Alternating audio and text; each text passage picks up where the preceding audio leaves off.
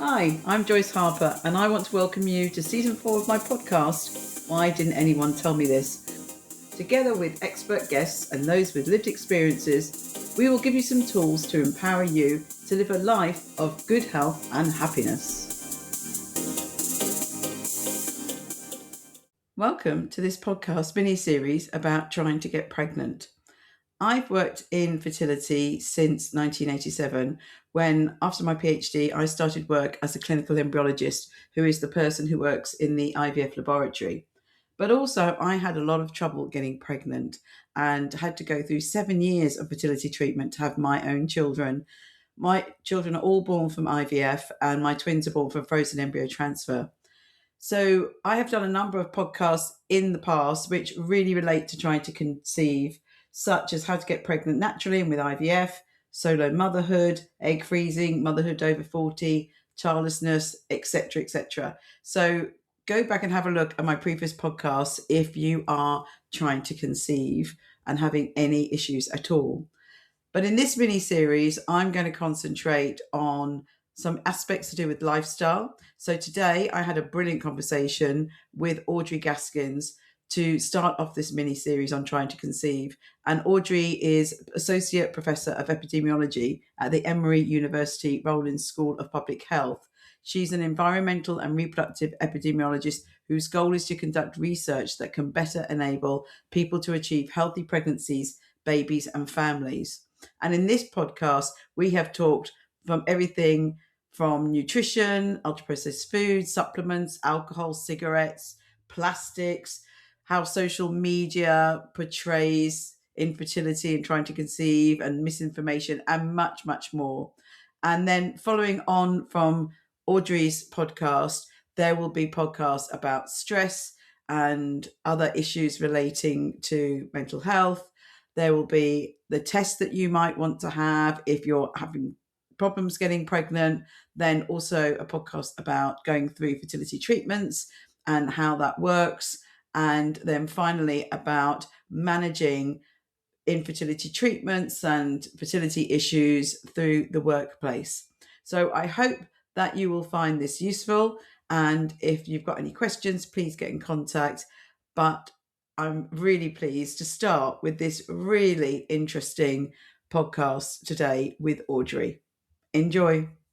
Welcome, Audrey. Hi, Joyce. So, first, can you tell us a bit about your career and what led you to work on fertility? Sure. So I kind of stumbled into the area a little bit coincidentally.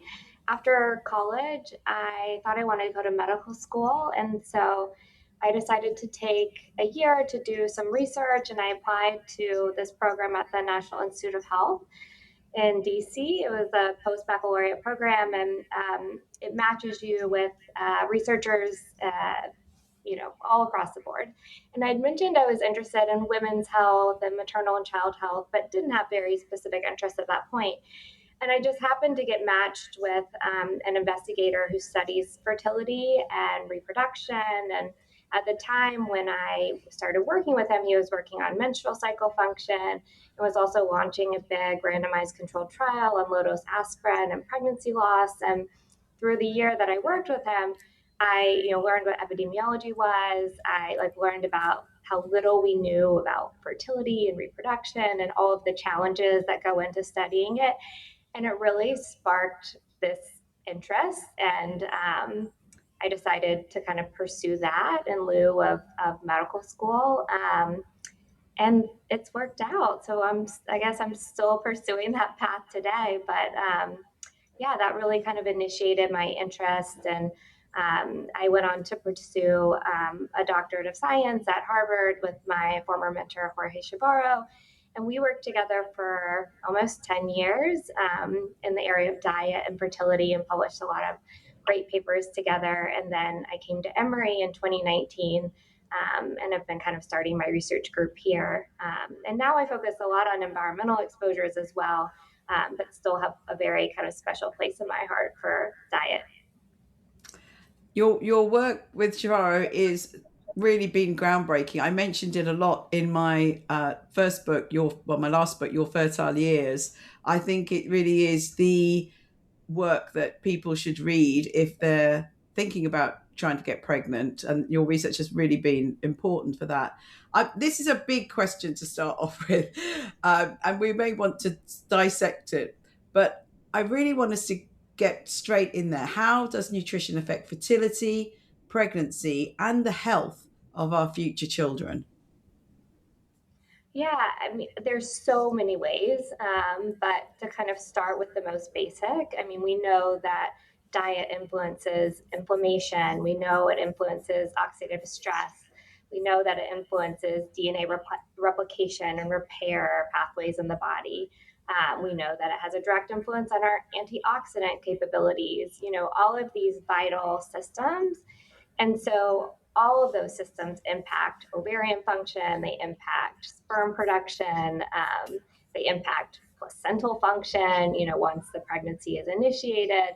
And so those kind of are the biological pathways. But then I would also kind of propose that when you eat healthy and you're eating good food, you also feel better.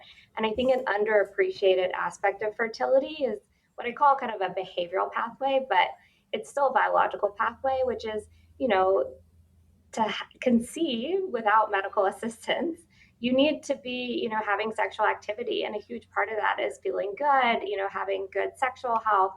And I think food can also be a pathway that we think of as kind of being involved along that route as well, although it receives far less attention. Yeah, I totally agree. I'm always talking about our 5 pillars of health. So I always start with nutrition and exercise and sleep and mental health and friendships and community. And from my Mm-hmm. reading, we have so much data on all of those. I say to everyone, they will make us feel better right now, as you said, but also Yeah. help us with fertility and all our chronic health conditions. So today's society, though, we're living in this quick fix. Everyone's trying to rush and do everything quickly. And I think that nutrition is really, really taking a back step. So I really don't want to see, and we are seeing people when they're trying to get pregnant or when they get to the perimenopause, then they're saying, oh, well, maybe I should look after my health a bit more. And I think we should just be Mm-hmm. addressing that from the beginning. So, Audrey, when someone asks, which they do, what should I eat to get pregnant? If I'm trying to get pregnant, what's going to help me? What what would you advise them? Yeah. If it's a short conversation, like in an elevator, I usually just stick to, you know, a Mediterranean type diet. If we have a little bit more time, you know, when Mediterranean diet emphasizes whole foods, you know, seafood, nuts, legumes, whole grains, fruits and vegetables, of course.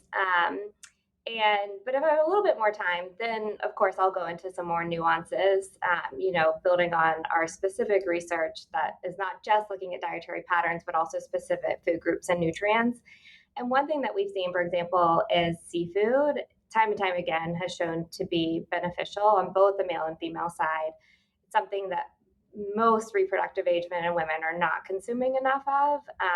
And so that's always kind of one of my top priorities to kind of insert into recommendations.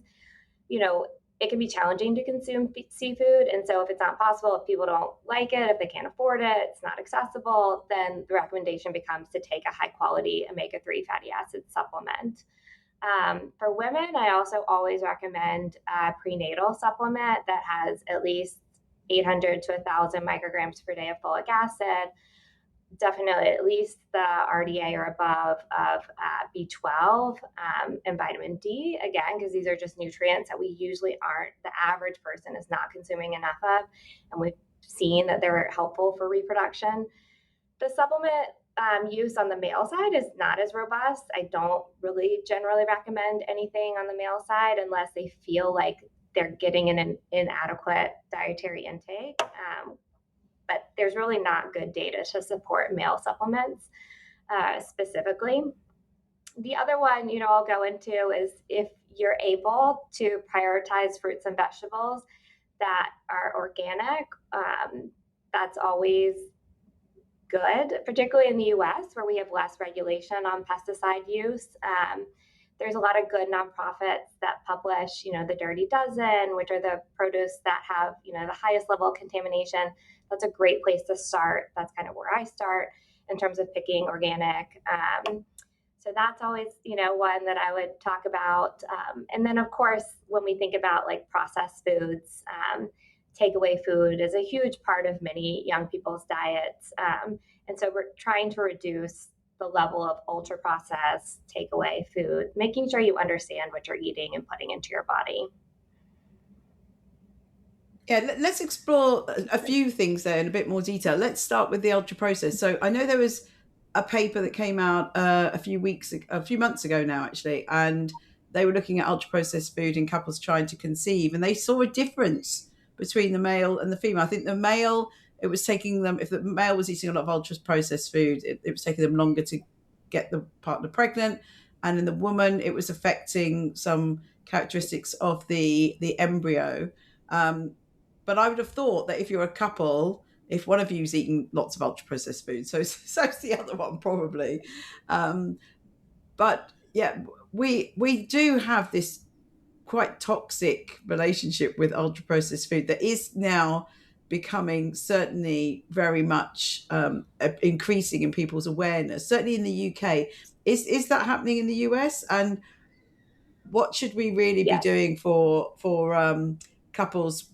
Should they really try to cut this down?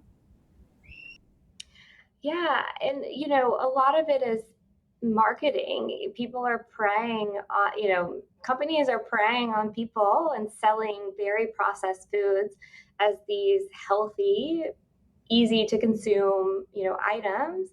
And in reality, they aren't that healthy. And they can do that because they can, and that sells products. But, I would say a great example is like most like protein bars are highly processed. A lot of them have so much added sugar. If you're really trying to add protein to your diet, that is not the way to do it. That is, no nutritionist would recommend that.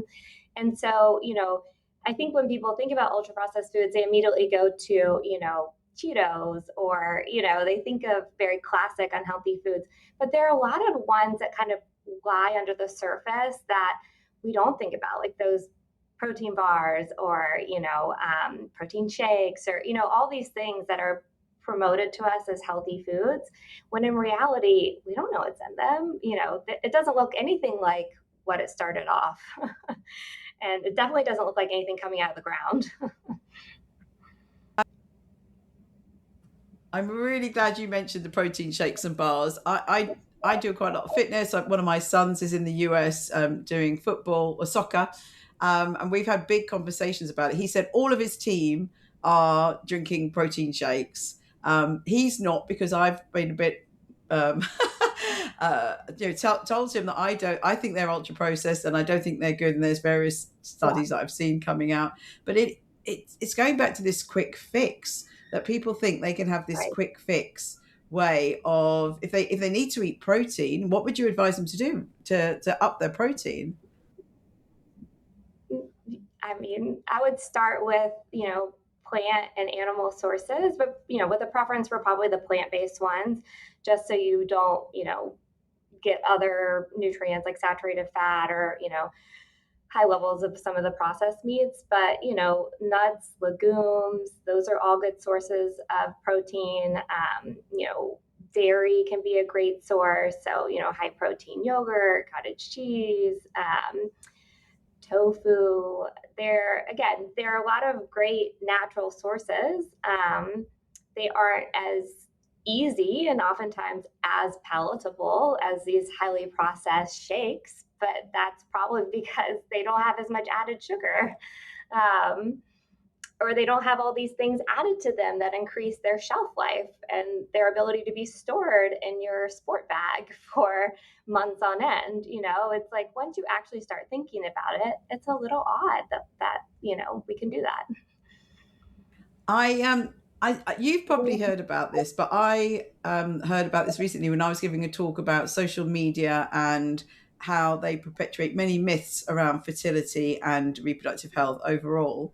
And I won't mention the company, but I did a couple of reels on Instagram about this, and I got really, really trolled about this. And this was the eating a certain type of fries from a very big chain of burger bars, shall we say, has somehow become Okay. embedded in the fertility field, especially the myth that eating these fries on the day you have your embryo transfer when you're going through IVF is going to increase your chance of getting pregnant. Have you heard about this? No, Oh but God. I love hearing about all these crazy things. Oh, I can tell you all the crazy ones that I've heard. But it the fact, like, my reaction is honest. It's that shocking to me that people would believe that, because there's no scientific basis. That's how shocking it is. Like, I'm racking my brain trying to figure out like where that would come from, and I can't think of anything. Like, that's how bizarre it is. I did look into it when I got told. And I went through fertility treatment for my children. So I've been on that day of embryo transfer, and I wouldn't dream of ever eating those fries. I haven't eaten from that restaurant. I'm restaurant in inverted commas, fast food outlet, shall I say? For decades, I've Yeah, hardly ever eaten it, and neither of my kids. But so many people said to me, "Oh, it's really well known." I said, "Well, I'd never heard of it." Anyway, I went and had a look, and apparently, it's because the rumor started for women that were hyperstimulating. They had said that the salt in the fries would help the salts in their blood and help them reduce their risk of getting more sick with hyperstimulation. But then it got Chinese whispered to become that actually it would improve your chance of pregnancy. And the trolls, when I did the reels about it, said it's our ritual, our little ritual that we do, and it's always known by people trying to conceive that if you put the picture of you with the McDonald's fries that you've had your transfer, and they said they were very upset that I had said anything negative about their ritual. But I was still horrified, Audrey. I just said, well, I'm sorry that this is. yeah, I thought it was very sad that this had come yeah, about. yeah.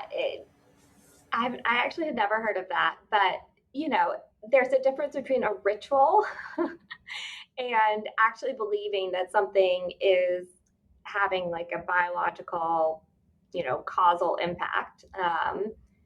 Sure, I believe in like celebrating milestones, and getting to the point of embryo transfer is definitely something to celebrate, and but I don't think that eating fries is gonna be beneficial.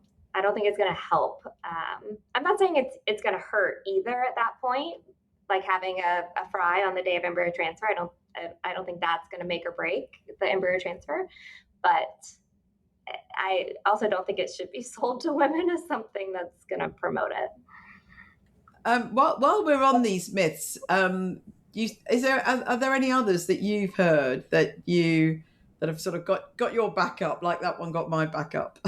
Yes. Oh man, the one that kills me is fertility, like teas that promote fertility.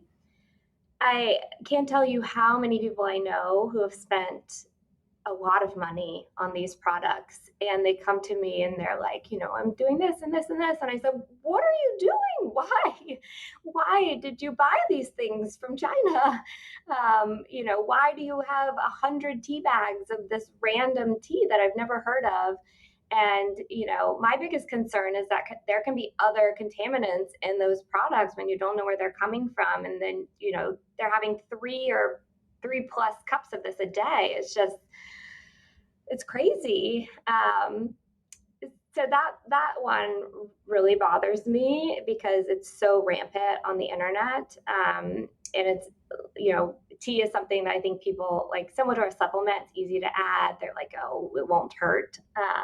But I would counter that, like, it may possibly hurt when you're consuming it that frequently. Um, The other one that I heard that like just I still can't wrap my head fully around it is this idea of seed cycling where people eat certain like nuts and seeds at different parts of their menstrual cycle to promote ovulation and different like hormone health. And I was like, it's an interesting idea, but I don't know where people came up with this. Like, we don't, that's just, we haven't done any sort of study like this. And again, but it's just being sold as like, oh, of course we know this. Like, scientists have shown. And I'm like, who? Not me. There's not that many people in this field. So, yeah, I'm constantly amazed at the things that people can come up with. Yeah. Yeah, it's I think with social media, it's just so easy for these things to get perpetuated. And Yes. that's quite funny now. Just going past, people can probably hear is the ice cream van.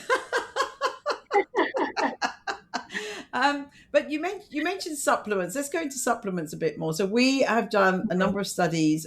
We've done one on menopause supplements, one on fertility supplements, and how they're marketed. As you said already, this clever marketing. We've got a vulnerable population of people who are trying to get pregnant, and they will try things that are marketed to them in a great way on the internet, especially as they think it might not cause damage. But you said that what I've heard as well. So the fertility supplements we looked at for women were not quite so bad. The menopause ones are really rogue. They're really crazy Mm-hmm. things out there. But the fertility ones Mm-hmm. weren't so bad. And they had folic acid in and those sorts of things.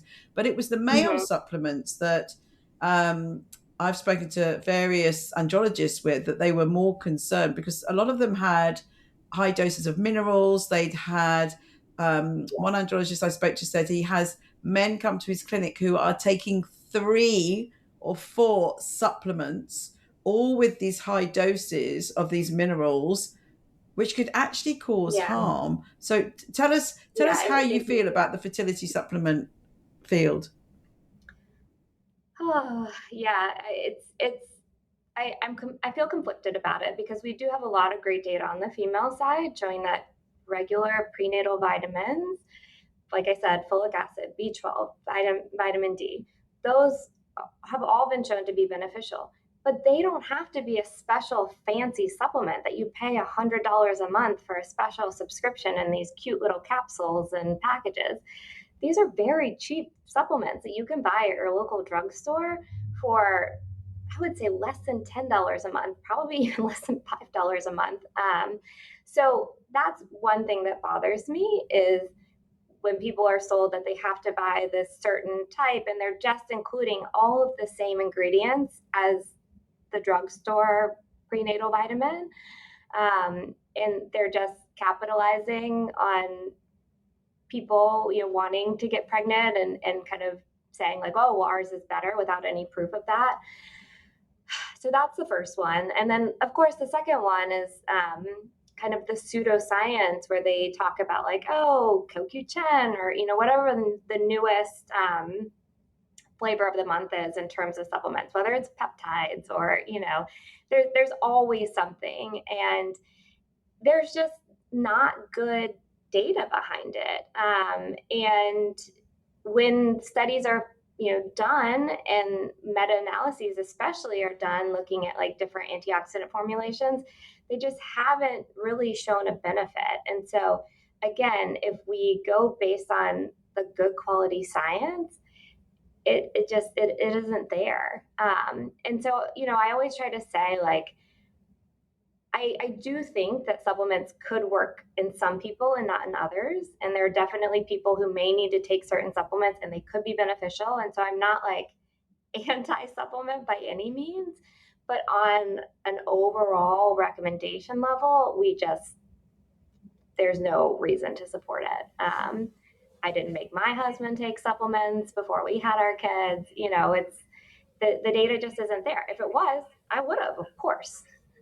Yeah, you mentioned antioxidants, so that's a big one, and the CoQ10 that really heavily marketed that. Yeah, you should all be taking this if you're trying to get pregnant. Yeah. So the evidence isn't there, as you Well, and that's say. because some small studies have found benefits, but then once those studies have been replicated, other studies haven't seen that same benefit. And so, that's science, is having to, do replication, do a high quality, rigorous study. And oftentimes, when you compare the high quality, rigorous ones to the lower quality ones, it's the lower quality ones that will find this, possibly spurious finding. And it's the high quality ones that don't. And so, as an epidemiologist and a scientist, I trust the high quality ones more. I do understand why, people who have felt like they exhausted all of their options and are looking for any, strand of hope are like, well, we might as well try it. And I've talked to plenty of people like that, and I get that. And again, like I said, maybe it's beneficial for them. But on a whole, no. I'm totally with you, Audrey.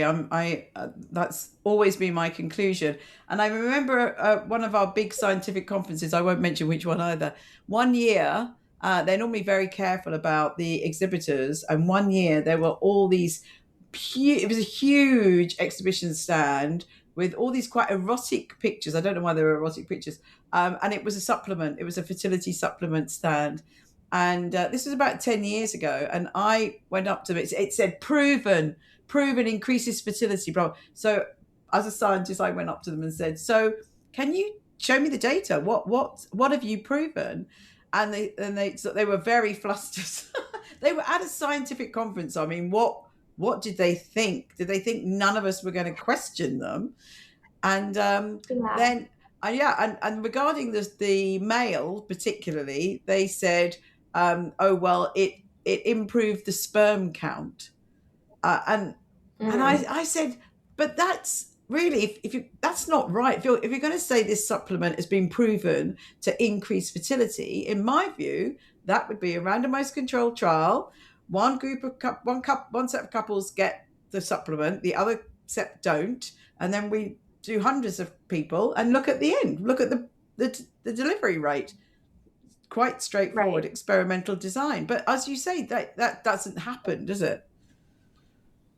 No, it doesn't. I mean, the problem is there's no benefit to them to do that trial because they don't have to, and the biggest concern is they do the trial and it doesn't show any benefit. And then Yeah. what do? They just wasted the money.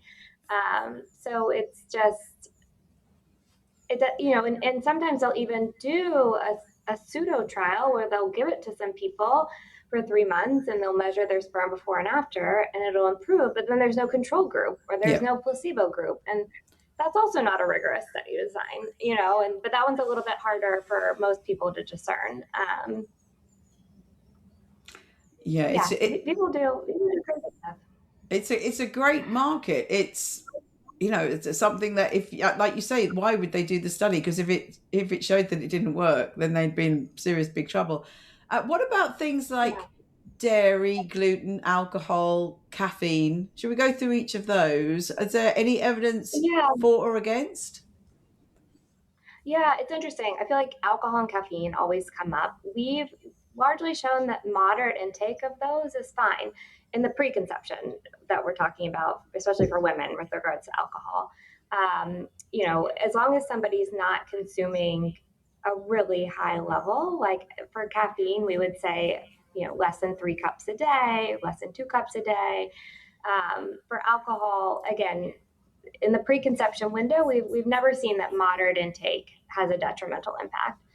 During pregnancy, there's never been evidence of benefit of alcohol consumption. If anything, only evidence of detriment. And I don't like to get into that discussion of alcohol intake during pregnancy, but I always stick with it's never been shown to be beneficial, period. Yeah.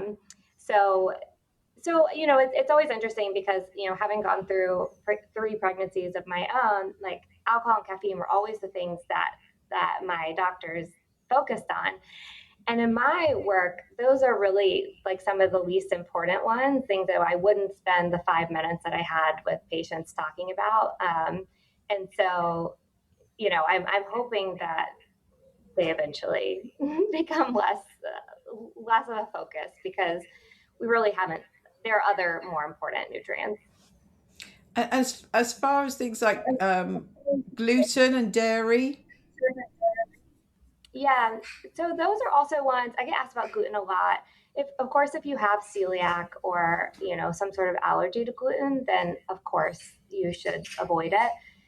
In the absence of those medical contraindications, we haven't seen any benefit to avoiding gluten. So again, not as interesting as people I think want it to be. Same thing, I get asked about the paleo diet. I get asked a lot about very specific diets. Paleo was what I got asked about a lot, like maybe 5 years ago. Again, we haven't seen any special benefit of any of those specific diets, but also very few people really adhere to those highly specific diets. And so it's really hard to study that on a population level. And then dairy. Yeah, dairy is one where we found kind of mixed findings, like that haven't replicated across different study populations.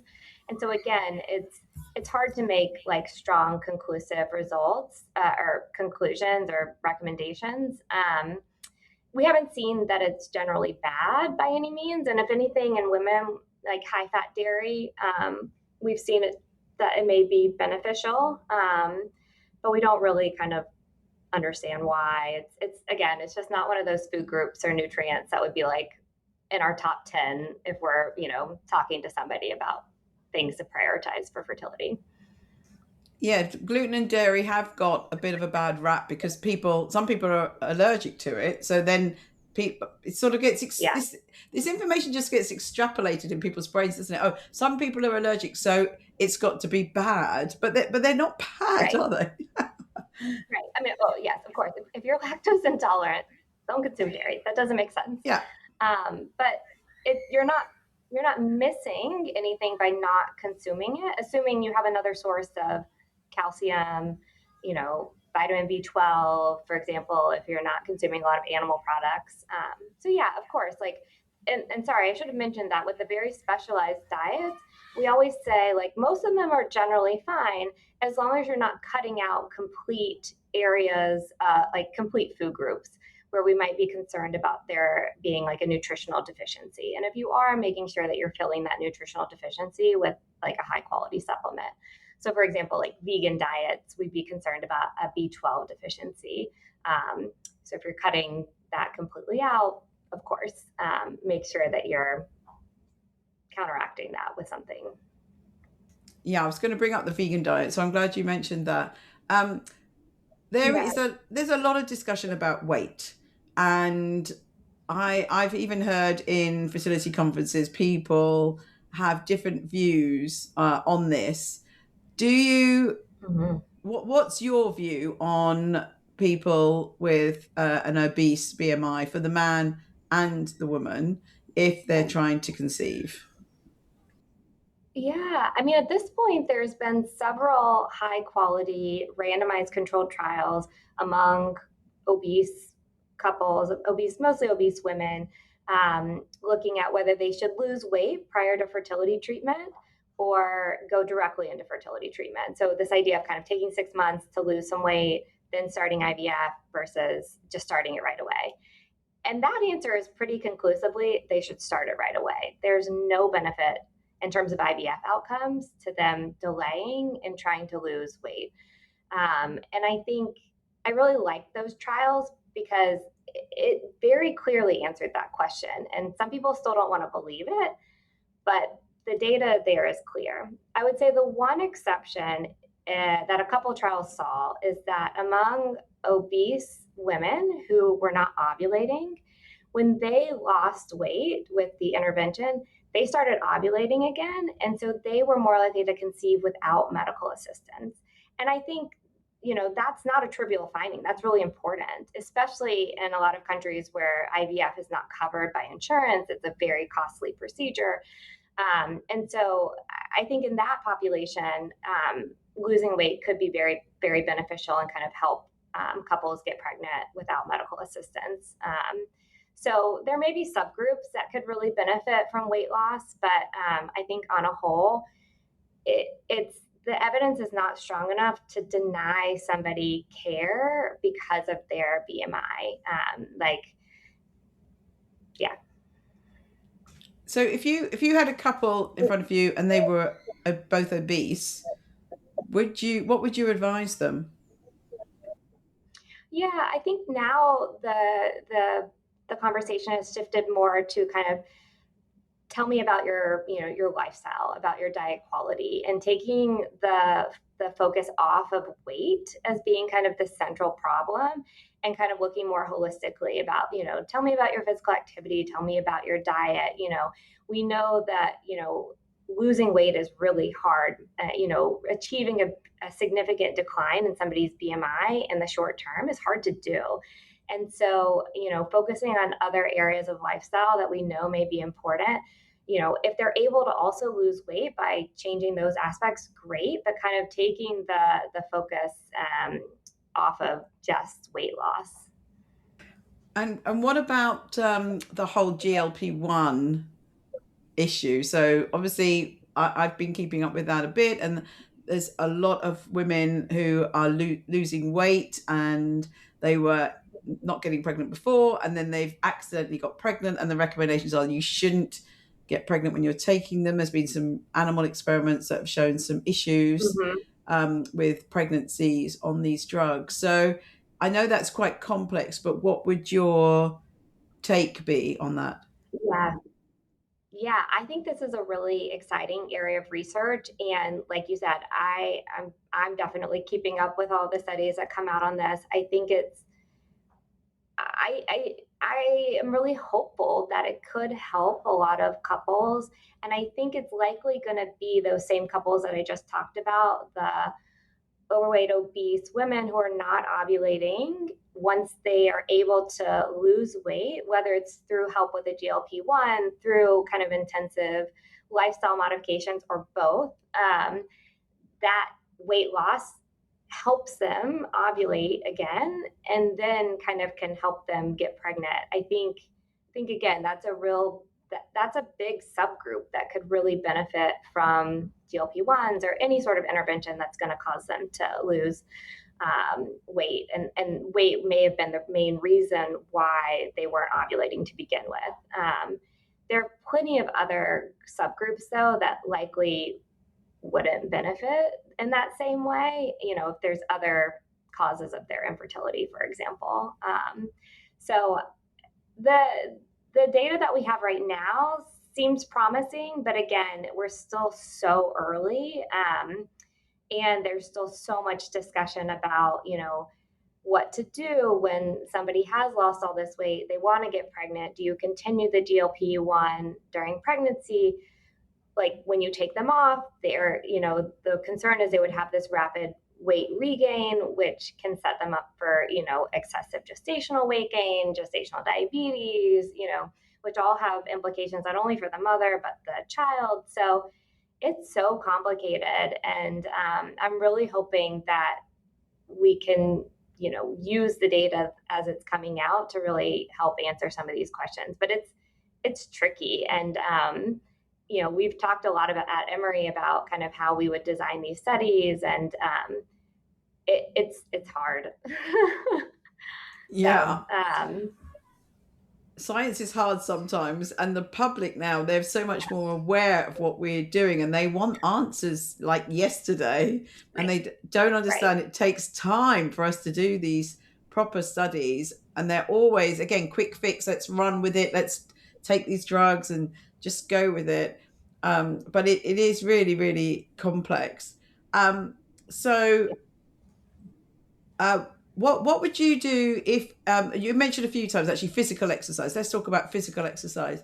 Um, if you had a couple were trying to get pregnant, had tried for a while, weren't getting pregnant, and they weren't doing any exercise, what would your advice to them be?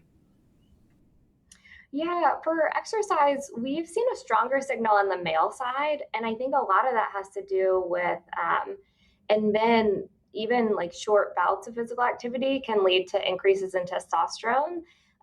And so we've seen that the more physically active the man is, generally the better quality their semen is.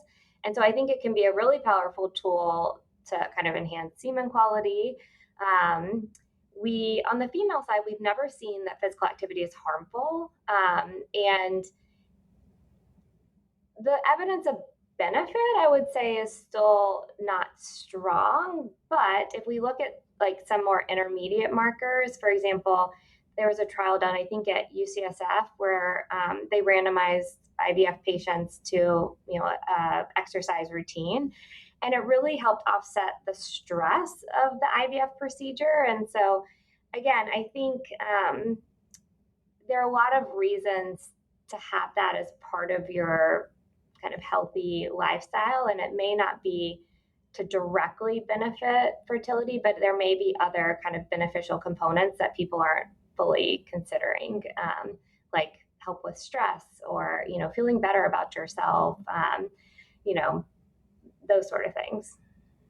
And so if you had a couple now who are going for IVF, is there anything about what we've discussed, so nutrition or exercise, that you would tell them differently from a couple who are maybe just been trying for a few months and they just want some advice? Anything specific to couples that are going through fertility treatments? That's a good question. Yeah, I mean, we've the data on the kind of supplement use is definitely stronger in the IVF couples, and so again, I think especially among women undergoing fertility treatment, making sure that they're consuming enough folic acid, vitamin B12, and vitamin D is really important. We've seen stronger results there than other places. We've also seen slightly stronger results when we look at a lot of environmental chemicals. So we think that women with subfertility may be particularly vulnerable to the effects of like endocrine disrupting chemicals and other environmental toxins. And so, that's one that I would, focus on. And, it can be challenging to identify the sources of exposure, but it may be extra important in couples who are, starting IVF or starting that process. So that's kind of what I would focus on. And, I also think as couples, as it takes longer for couples to conceive, we know they do become a little bit more motivated to make changes. And so really using that as a way to promote all of those habits that we just talked about that may be beneficial. There's a series. I think it's just one program on Netflix. I don't know if you've seen it. I can't remember what it's called. Something about plastic. I know it's got plastic in the title, Mm-hmm. but they followed through a number of couples trying to get pregnant, and they Yeah. somehow were monitoring the plastics in them. And well, spoiler alert, but quite a few of the couples got pregnant at the end. They are trying now. I discussed this at one of the fertility meetings with Paulina Damdimapoulou, who works at the Karolinska. She's been on my podcast, and we've talked about the endocrine disruptors because it is huge, especially with, as you Mm-hmm. said, the plastics. So this program is obviously, it's a great program because it makes you very angry about the pollutants. And then obviously you Yeah. have some success, but we do need more studies, as you say. As you say, it's difficult to be sure how much we're exposed, but there's definitely ways to cut down on our exposure, which Yes. I've covered before in another podcast. But yeah, it's certainly getting rather toxic out there for the endocrine disruptors, isn't it? Yes. Yes. And similar to the conversation we had about the marketing of supplements. Now there's so much greenwashing is kind of what we call it Yeah. it happens with products where they say, oh, it's green, it's safe, it doesn't have BPA, but it has like BPS, BPF, all the other like letters of the alphabet. And is that better? We don't know. We haven't caught up. The research hasn't caught up yet. So yeah, it's hard. And so I think when I talk to people, I try to focus less on like specific items and more on kind of like scent is often, when scent is added to products, that's a great, indication that there is a chemical in there that is holding that scent to the product, and you don't need that. That's unnecessary. Or every additional cosmetic that you use likely has, an additional chemical or the same chemical. So you're just getting more and more dose of it. So the more that you can simplify and reduce, and for most people, we're not talking about completely eliminating, but it's like, what are ways that you can, reduce that number that you're using on a daily basis, or clean up the products that you're using so they're unscented, because these are things that we're using many times a day. And so, even making small changes can have a really big impact. It's funny too, because I'm very big, like none of the products in our house have scent, and so when like my kids come home and someone's put lotion on them at school or something, it's like so overpowering. Or I'm in like an Uber that has like an air freshener, I feel like I can't breathe. And it's funny because once you get used to a scent-free like environment, you realize like how strong and how overpowering it is. I often feel that way when I'm traveling to like in hotels. I'm like, oh, and it's hard. It's hard to make that change. But again, I think it has many benefits beyond just like reproductive health benefits. Yeah, I have a very sensitive nose, so I've never worn perfume. And also, my first job after I got my PhD was in an embryology lab. And even in the Mm-hmm. 80s, in an embryology lab, you were never allowed to wear perfume. So we did know this. Yeah, We knew it 40 right. years ago. You weren't allowed to wear nail varnish, perfume, makeup. And yeah, with Paulina, we discussed as well the whole makeup. Some women are wearing so many different brands of makeup, Yeah, all with some other chemical in. yeah.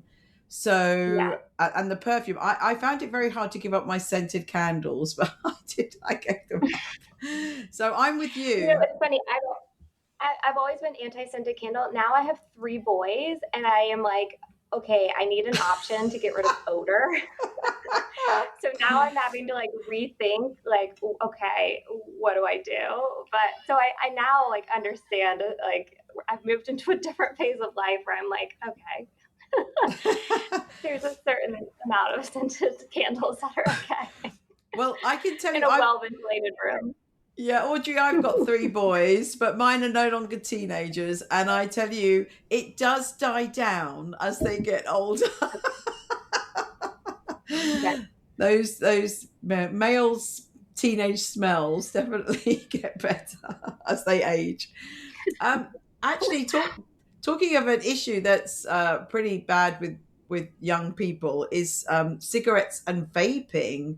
They seem to be you walk around and there's so many young people, especially the Mhm. vaping. And the only study I've seen on vaping was Monsef Benclifa's done one study. But our International Reproductive Health Education Collaboration made a fertility poster, and we said that we think you should cut down on smoking and vaping. What's your view about that? Mhm. Yeah, again, there's no way that I could conceive that vaping would be beneficial on the male or the female side. I mean, I guess you could make the argument that vaping may help somebody stop smoking tobacco cigarettes and it could be a healthy alternative, but I think we're parsing at straws there. I think again the goal should be reduction of all those behaviors. One of the biggest concerns that we have from an environmental perspective for vaping is that most of the things that are being heated up and inhaled are plastic products. And so, for example, we just completed a pilot looking at microplastics in semen. And one of the strongest predictors of microplastics in semen was current vaping, which makes sense. It's, you're inhaling it, it's, something people are doing multiple times a day. Those small microplastics can get to every organ in the body just because they're so tiny. And then we don't have a good way to get rid of them. And then, of course, they carry all of these potentially endocrine disrupting chemicals as well. So, I I don't think there's any reason to think that they're good. I think there's a lot of reason to think that they could be harmful. Yeah, we did. And they're like, I'm not even talking about like additives, the nicotine, all of those other things that they're putting into the product. We did a study on the flavors that they were putting into vapes. We did this study. I'll tell you why we didn't publish it. So we did a study. We cultured some sperm in some media containing the solutions. We did a dose response curve of various of the flavorings, and then we also did some rat experiments where they were inhaling what we worked out to be a sort of average dose that an adult would inhale when they vaped, and the affected the size of their testes, etc. But one of my colleagues presented this at the British Fertility Society conference about 15 years ago, and she just got slated on social media from the vape companies and got threatened. And so we never published it. And I did really, really try and said, no, we need to publish, we need to publish. And then we never did. And I really wish that we had, because it would have led to future work on that. So I told everybody I could to hopefully carry on some work on that. The project we did was a master students project, so we didn't have the capacity to continue. But it's interesting that you brought that up as well. That they're just full of chemicals. Right. And I think like from a scientific perspective, there's definitely people studying e-cigarettes, and we ask about them on all our questionnaires. They are very challenging to assess, like compared to tobacco cigarettes, because there's just so many different variations and different ways to use them. And, to comprehensively ask about that on a questionnaire would make it 100 questions. It's complex.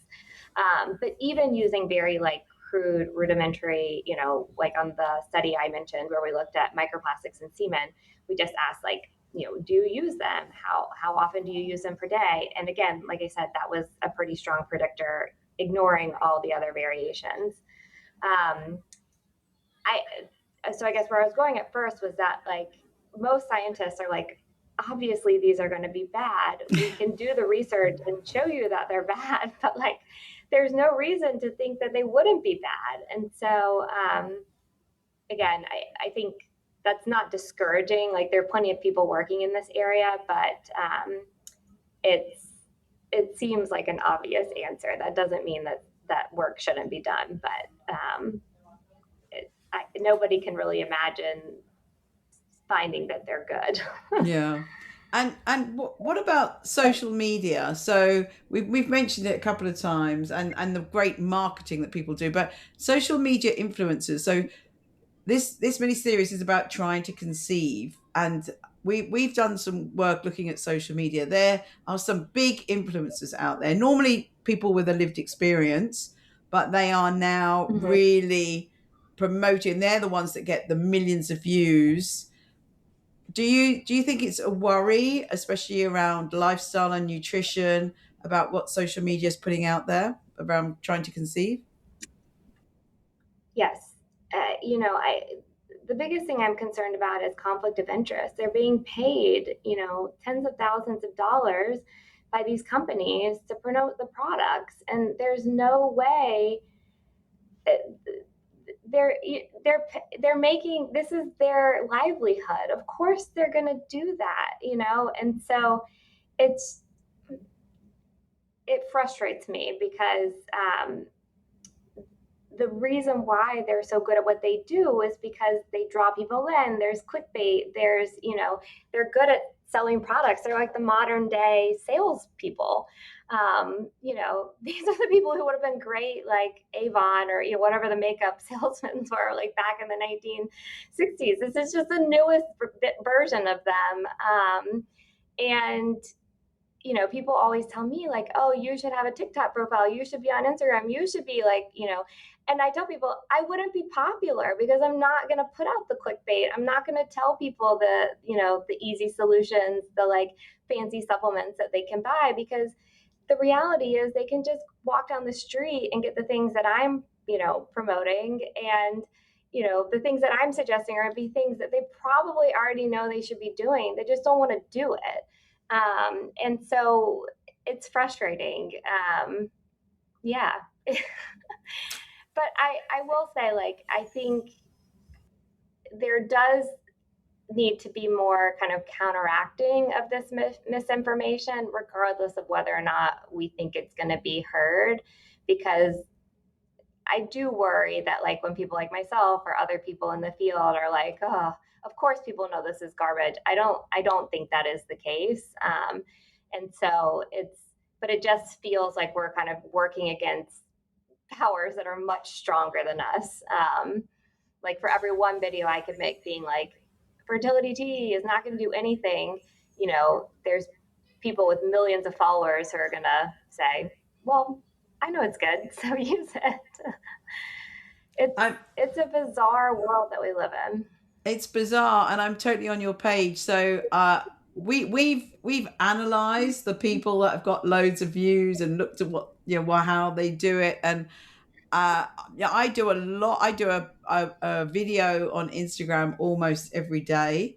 They don't get Mm-hmm. many views. The As I said, the fries ones, I almost said the company's name then, the fries one got loads of views and loads of negative comments, but then for someone like me, I'm sensitive to then be told by people that I was horrible. I mean, literally, some people reposted some of my video and wrote horrible swear words all over it. One of them wrote shit coming out of my mouth, and I always keep it when I get into arguments with people, which I try not to do, but when I do get into arguments with people on social media where I'm trying to say the evidence and they don't want to listen, they want to listen to the influencer who's not saying something correct, I just say, Mm-hmm.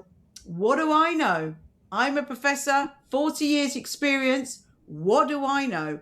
You obviously know more than me. The influencer obviously knows more than me. What do I know? But it's very much tongue in cheek. And I always say to people, if someone's trying to sell you something, be very, very aware and suspicious. Mm-hmm. But listen to the societies, listen to the American societies, the European societies, listen to what they say, because they have produced guidance which is not influenced by the media.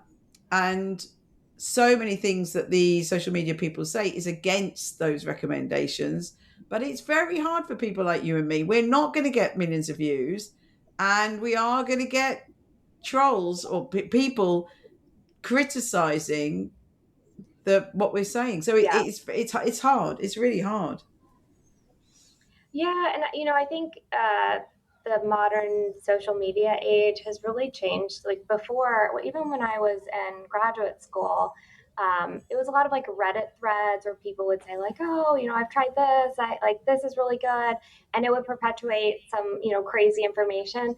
But now with TikTok and with Instagram and with videos that can go viral, but then also people, the capacity for people to make so much money off of the promotion of certain products, it's taken like on a whole nother level, where like something may have started off as like altruistic and this worked for me when I was going through my infertility treatment, and suddenly it's no longer that. It's suddenly like their livelihood. They're making thousands of dollars, and I think then it becomes a very different, darker relationship.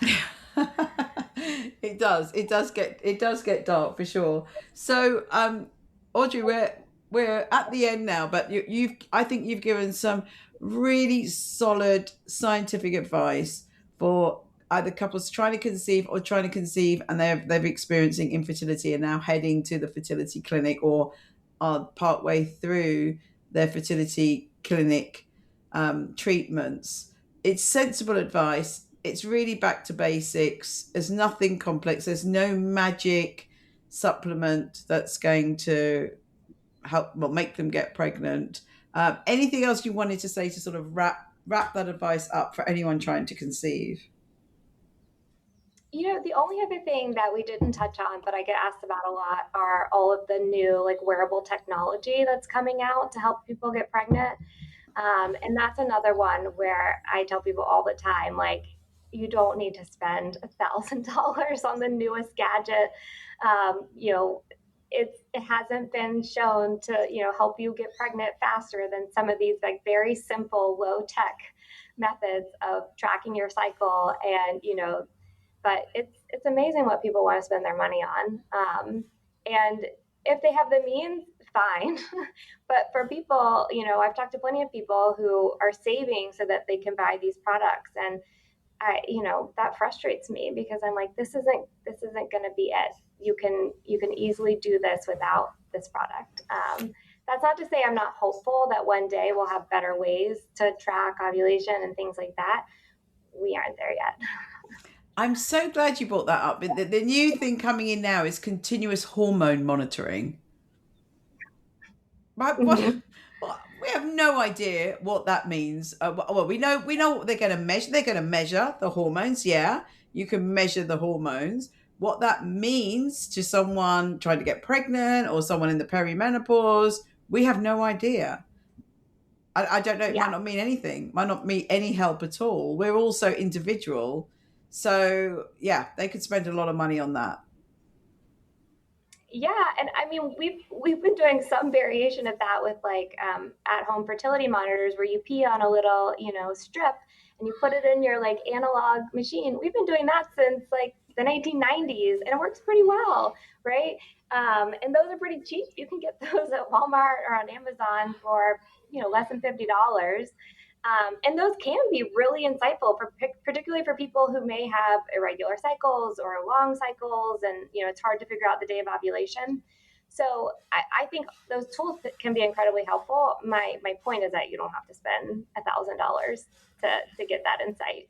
Yeah, I'm with you. If a couple are trying to get pregnant and they're having it's not working, I always say try the ovulation sticks. They Mm-hmm. or I think it's harder to do basal body temperature. Someone said to me, "Oh, there's this new gadget coming out. It will automatically measure your temperature all the time." And I said, "We just have a thermometer." You totally, Mm-hmm. but the change in the temperature happens obviously on the day you ovulate, which makes Right. logistically with a couple it's a bit tricky, but the ovulation sticks will tell you it's going to happen in the next couple of days. So as you said, they're really cheap, they're low tech, they've been around since I was trying to get pregnant. So working out when Yeah. you ovulate, I always think is a really good first step to be sure that you're having intercourse at the right time. And as you said, short long cycles, irregular cycles. And one thing that annoys me is these I think period tracker apps are great. If I was having Mm-hmm. periods, I would definitely monitor my cycle to know roughly when I was having a period or when anything changed. But there's many of them that we've published on this. Many of them that just look at dates and they tell the woman the day she's ovulated, which is it doesn't mean anything. It means nothing. So if you have a short cycle, they still tell you day 14. If you have a long cycle, they'll still tell Right. you day 14. So I get really annoyed with Right. that. And I think that's really not fair for someone trying to conceive. Yeah, well, I mean, even worse is the companies that have this wearable technology. They say they're measuring all these bio parameters, and then they just count 14 days from your like Yeah, first exactly. period, and they're not actually using any of those parameters. That kills me because it's like you pay $500 for this thing, and then they're just adding. So no, it's I feel bad. It's hard. Marketing is so good. I Yeah. mean, people it's hard to see through a lot of this stuff, especially when you're in a vulnerable position. I totally get it. It's hard because again, I mean, they're good. They're good at what they do. Yeah, they're really, really good. Audrey, that's been absolutely fantastic. I ask all my guests some two special questions at the end. The first one is Audrey, what makes you happy and where is your happy place? I would say I'm the most happiest when I'm with my kids. Like I said, I have three boys, 7, 4.5, and 2.5. Woo! So it's a wild household. But I love being outdoors. So I love being at the lake with them. I love skiing. I love hiking. I would say that's really like the best. When I think of like how I want to spend my vacation time or my days off, it would be doing something like that. Perfect. Totally perfect. And my very last question, Audrey, what advice would you give your younger self? I think about this one a lot. It would be like not to stress as much, not to worry as much. But at the same time, I recognize that like I likely got to where I am because of that kind of constant drive and stress. So it's a balance.